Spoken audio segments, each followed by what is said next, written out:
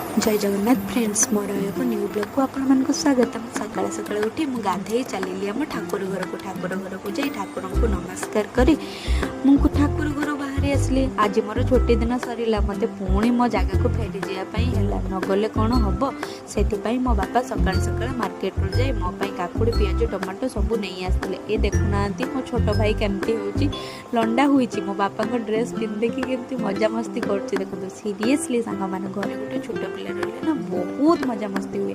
देखु देखु मो माँ मो बैग पैकिंग कर देपर मुझे खाईकिना बापा चलिली बस स्टाण्ड। बापा मत बस स्टाण्ड छाड़ी बस रे बसई दे मो बापा घर को फेरी गले। तापर मो बस रे बसी मो फैमिली लोकों कथा बहुत मन पड़ू थाए। लाइफ रे बाहर जी रही ना से ही जानी कि घर ठू दूर रही कष्टा के होता है। ये देखो बस भारी जोर भिड़ होता है कहीं जेहेतु छुट्टी खुलला ना से बस भिड़ होता है। से टाइम देखो आकाश के जोर रे कला बादल गोटे आसी मुझे पहुँची गली रूम रे रहुची।